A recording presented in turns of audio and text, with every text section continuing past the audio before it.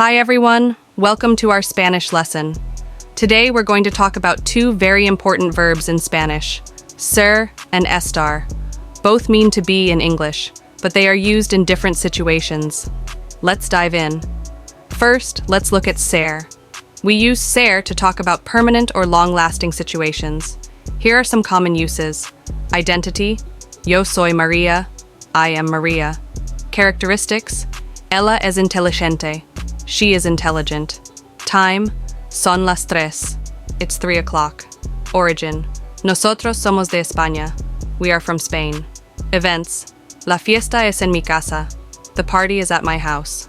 Now, let's look at estar. We use estar to talk about temporary states or locations. Here are some common uses. Location, estoy en casa, I am at home. Emotions, estás feliz, you are happy.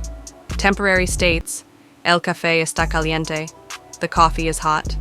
Ongoing actions, estamos estudiando, we are studying. Let's see how we conjugate ser in the present tense.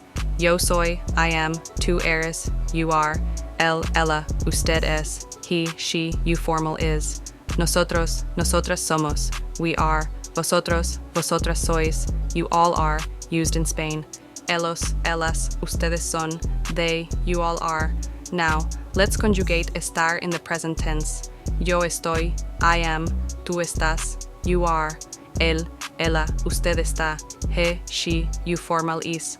Nosotros, nosotras estamos, we are. Vosotros, vosotros estáis, you all are, used in Spain. Ellos, ellas, ustedes están, they, you all are. To sum up, use ser for permanent situations and estar for temporary ones. Practice using them in sentences, and you'll get the hang of it in no time. Thanks for watching. Don't forget to like, subscribe, and check out our other videos for more Spanish lessons. Hasta luego.